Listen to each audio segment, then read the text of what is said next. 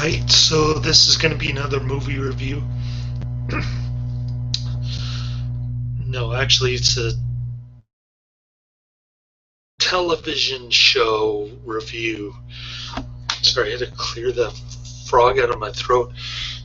Just ate dinner.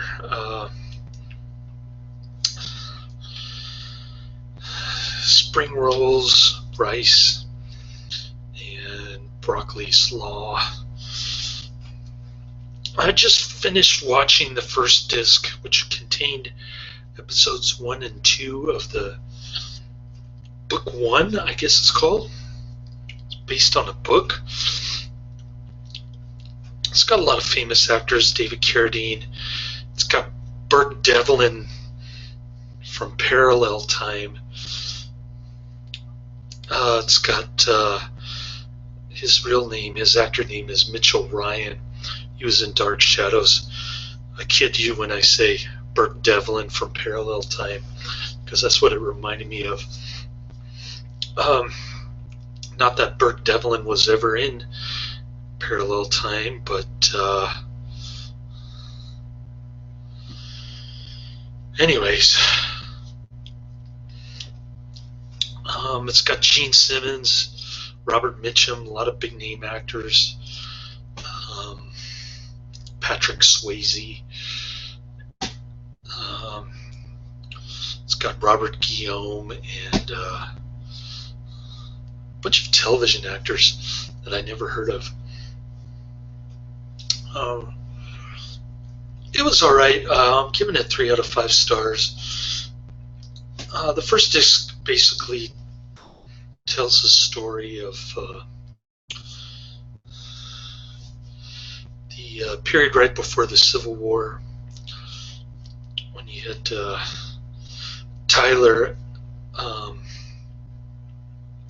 annexing Texas, followed by Polk fighting against Mexico. Two not very good presidents, in my opinion. Of course, Polk was president during the Dred Scott decision, when slavery was dying out, and yet Abraham Lincoln saw fit to pretty much destroy whatever was left of the constitutional republic by declaring war on the states.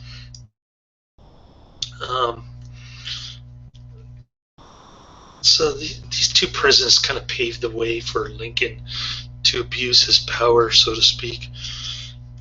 And as you can tell, I'm not a big fan of Lincoln. He's got to be one of the worst presidents of all time, if not the worst, because he started the whole expansion of federal government power back in 1865 or so. This takes place around 1847, I think, something like that. I'm not sure.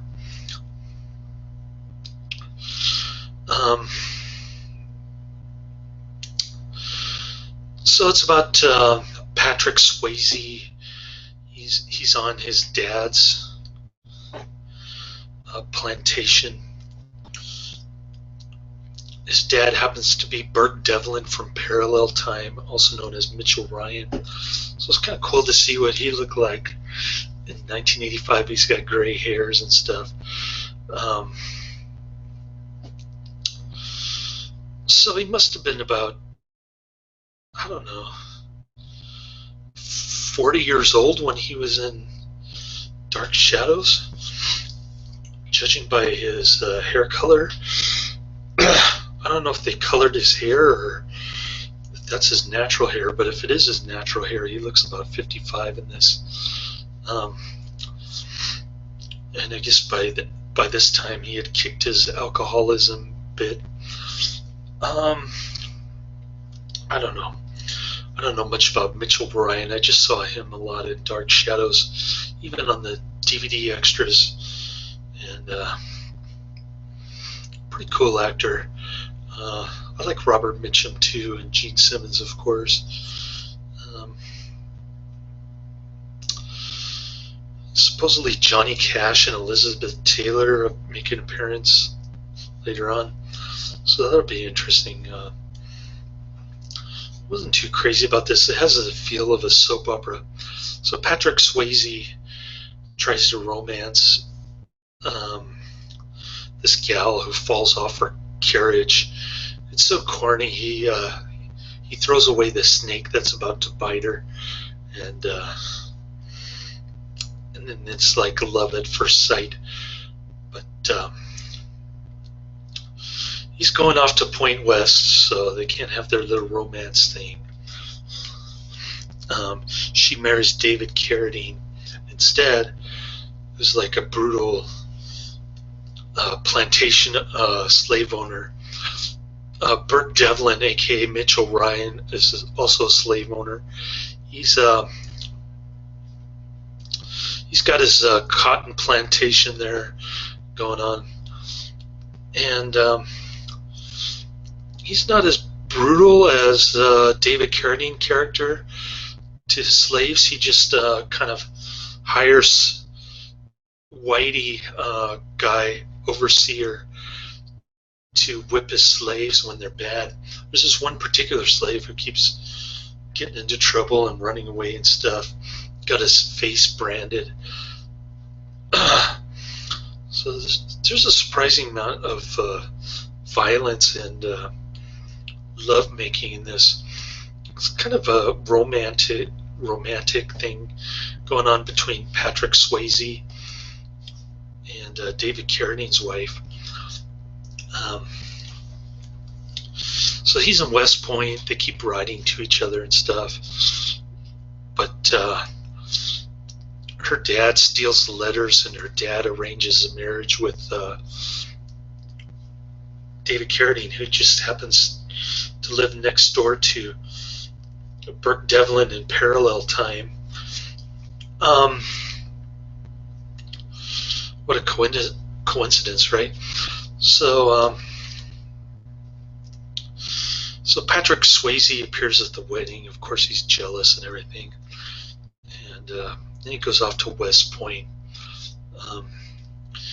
He meets his buddy there, who's got like a northern oil refinery or some kind of sophisticated business compared to cotton picking.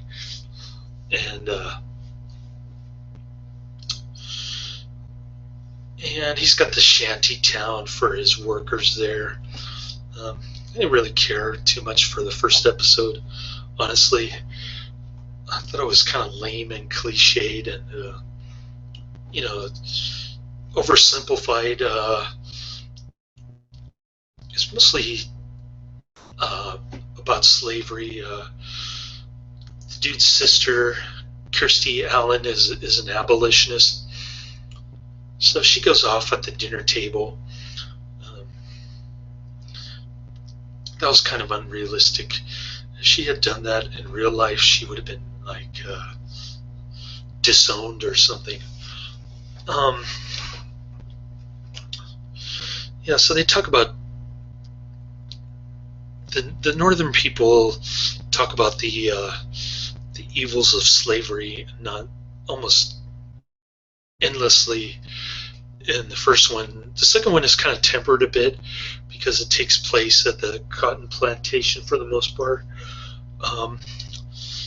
Eventually the two West Point dudes, they go to war in Mexico, and the overbearing, brutal trainer at West Point, they got him dismissed from his position. He got fired because they got him to hang out with a prostitute. Ironically, during the Mexican-American War, he's hanging out with a bunch of Mexican prostitutes too. So that was kind of interesting. He gets revenge on them, though. Somehow he's a bastard son of a senator played by Gene Kelly. I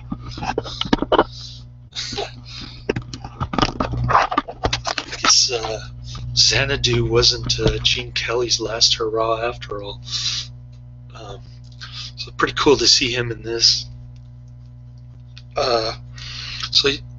So the dude's like gets kicked out of West Point by Patrick Swayze and his buddy. It's like sets up a prostitution thing to get him fired, and so he goes begging his senator biological dad to. He starts blackmailing him like he needs a post in the Mexican-American War, so that he can get revenge on these two guys. So he makes it there. He sees the two guys, Patrick Swayze and the other dude, and he makes them run right in the middle of all the cannon fire and gunfire and swashbuckling. So Patrick Swayze gets hit by a bomb, and he gets a bum leg. The other dude starts getting a romantic relationship with Robert Mitchum's daughter, an Irish Catholic girl. So Patrick Swayze gets depressed and drunk because he didn't get his girl and he's got a bum leg. His buddy kind of shakes him out of it, says, "Hey, you want to be my best man?" And then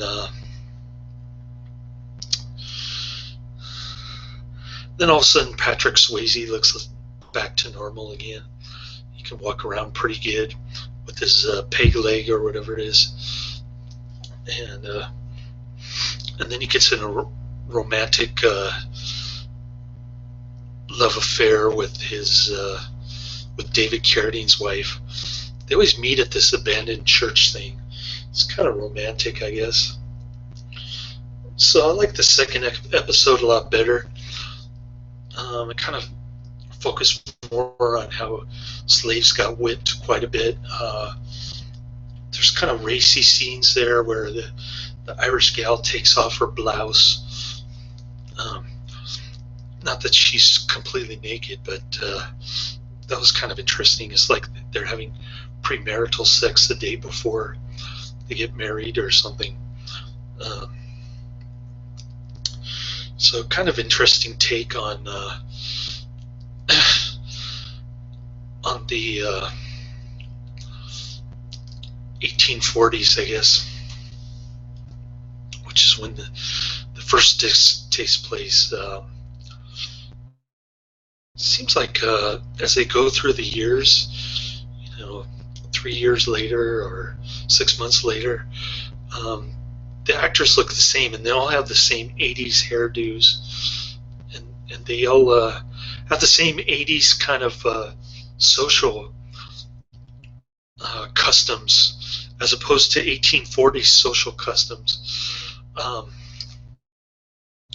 only exception, of course, being slavery, which isn't really around unless you consider yourself a wage slave like I am, or a slave to Uncle Sam.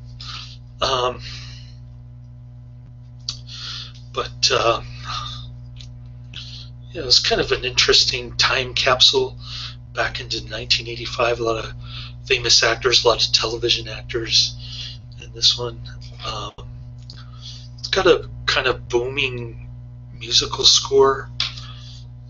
Sounds like a ripoff on Gone with the Wind or something. Like they're trying to rip off the the main theme song from Gone with the Wind, and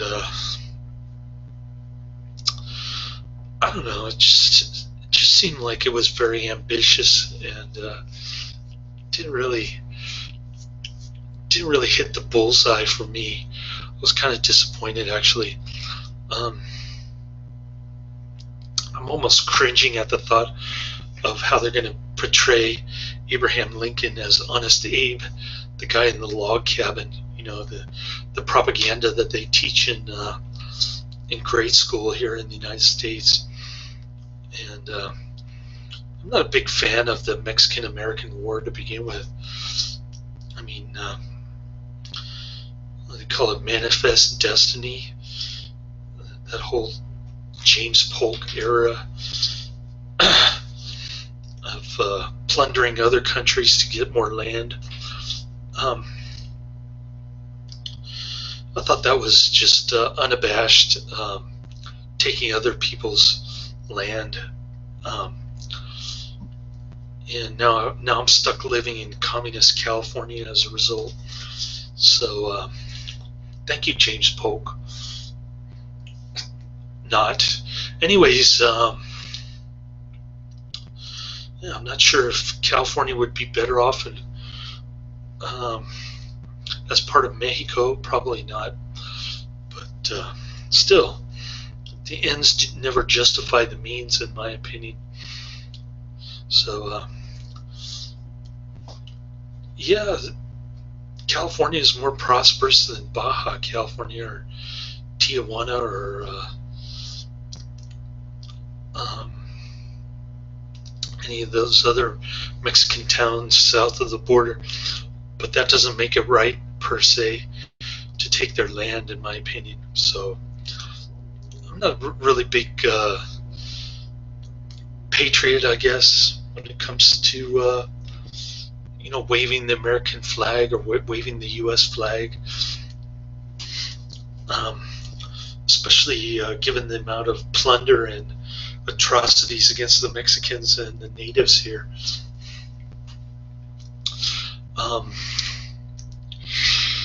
So that's just me. I guess I'm a little different. That part of the episode 2 was kind of hokey. The guy's helping his Patrick Swayze with the bum leg get medical attention so that he doesn't get amputated and stuff. Robert Mitchum's kind of going there, nodding, is kind of overlooking all this, nodding his head and saying, "Oh, by the way, son, you can have my daughter. Marry her quick because I'm moving to Ireland." They have a lot of phony accents, Irish accents, and phony Southern accents in this one. So that's pretty much the end of my review.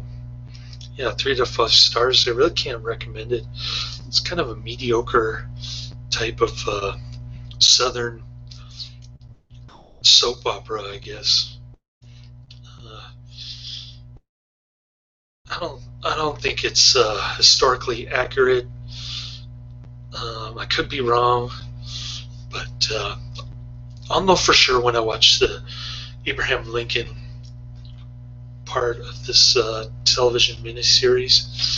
It must cost a lot of money to produce this thing, and I don't know if it paid off for the advertisers, but I don't even know which network it was on, honestly. If it was on cable or what. Maybe it was on cable, because this thing is a little bit racy for NBC, ABC, CBS, those kind of things. But it does kind of have the feel of a Dan Curtis type War and Remembrance type thing. Especially when you see Robert Mitchum, you think, oh, God, he's got to be in every single goddamn 80s miniseries spectacular thing. But he just makes a real short cameo in this one. He's in it for like 5 or 10 minutes, not too long. But pretty cool flick. I mean, pretty cool to see him, and I'm used to saying pretty cool flick in all my reviews. It was pretty cool seeing him in this. Just interesting. He's a great actor, of course, in a lot of great movies. So I'd have to say the acting is a strong point in this one, and the weak point is kind of the historical period I didn't really care for. The pre-Civil War era. or the era leading right up to the Civil War. Not my favorite part of history, although there's a funny essay about William Henry Harrison, the guy who croaked before Tyler became the de facto president.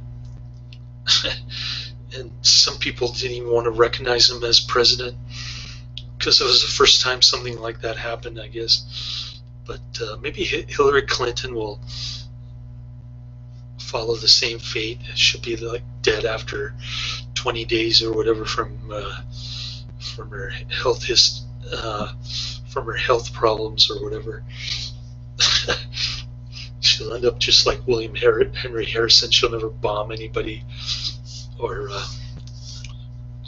take away anybody's money. So I'll post that essay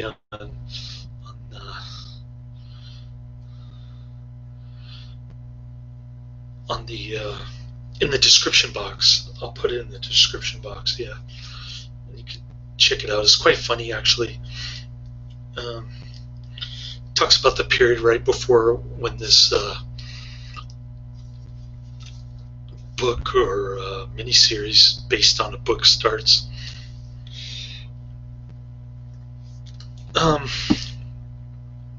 Yeah, so I thought that was kind of funny, and a couple of my old friends thought it was funny too, and I posted it on my other Google Plus profile. So I'll put that in my YouTube video if you want to check it out. It's probably more entertaining than watching this. Anyway, so yeah, click on the link if you're interested in hearing about the potential similarities between William Henry Harrison and Hillary Clinton. So yeah, I'll post that in the description box later.